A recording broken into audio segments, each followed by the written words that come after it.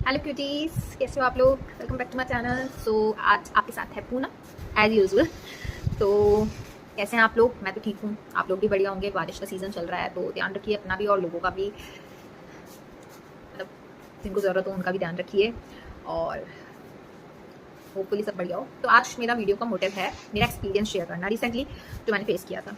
Actually ना मेरी मम्मा का चोट लग गई थी हाथ पे और फिंगर पे, तो उनको पेन हो रहा था। मैंने एमरजेंसी में यहाँ गवर्नमेंट हॉस्पिटल है, मैंने एमरजेंसी में वहाँ दिखाया था। एमरजेंसी में दिखा के मैंने पट्टी वट्टी करवा दी थी, उसने हो गई थी। फिर नेक्स्ट डे उनको नाइट में अचानक से पेन होने लग गया बहुत ज़्यादा और स्वेलिंग भी आ गई।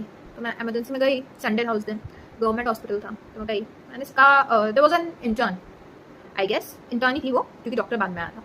तो है ना, इंटर्न को मैंने कहा कि इनको पेन, मुझसे पहले एक बीपी का पेशेंट बीपी की दवाई के लिए पूछ रहे थे एक अंकल जी।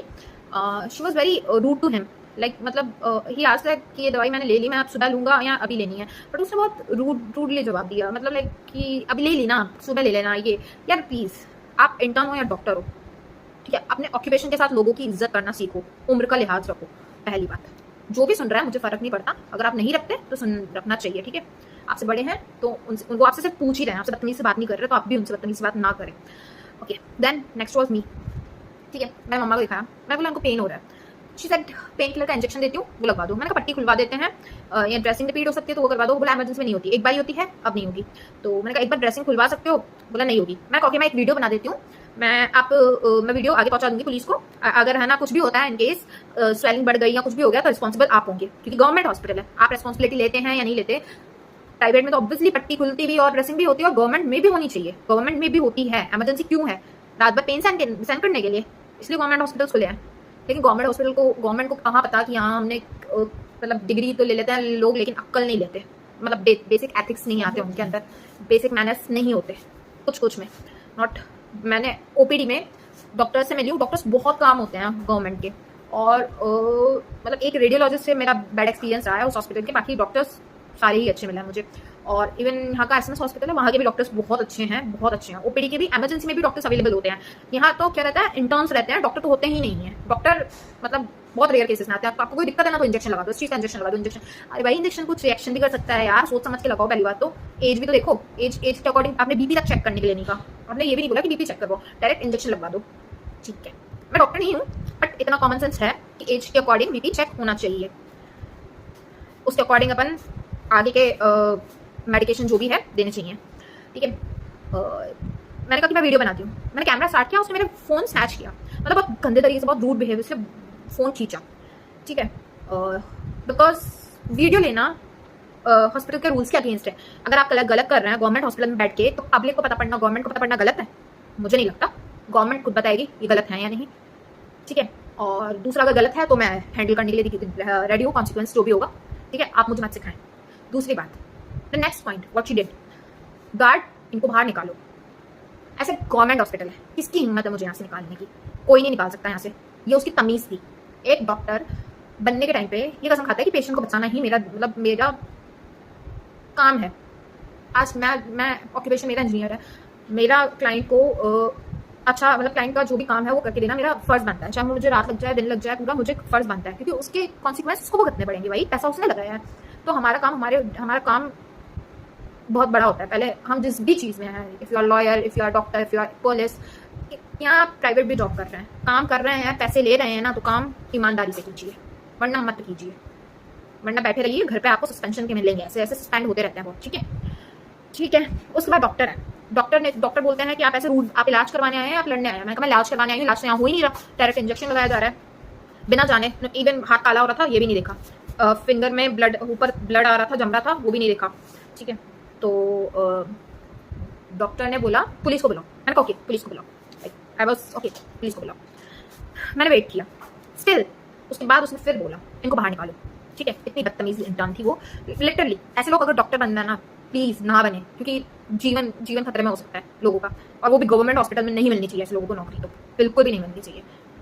ना मैनर्स है, मतलब हमारी जनरेशन के लोग को तो मैं थोड़ा समझदार समझती थी कि एथिक्स हैं, बड़े लोगों की इज्जत करते हैं, ये बदतमीजी नहीं करते होंगे, अपने काम को धर्म समझते हैं, लेकिन बहुत बहुत ज़्यादा गंदगी फैली हुई है।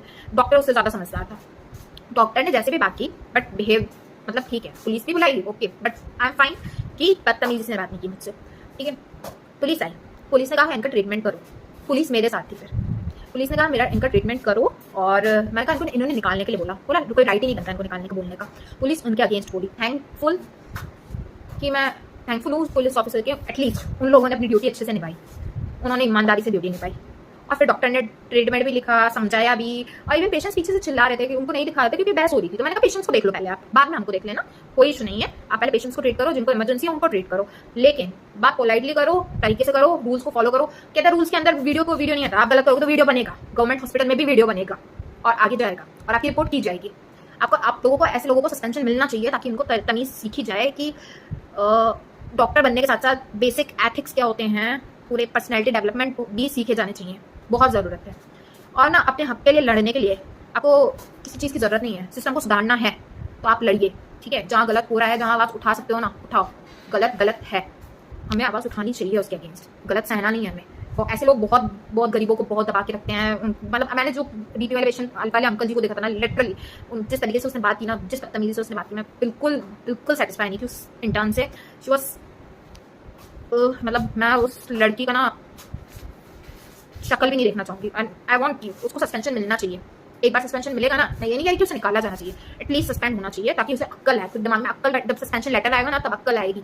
और इसके लिए मैं एक्शन लूंगी कि एटलीस्ट उसको सबक मिले ताकि ऐसी गलतियां ना हों।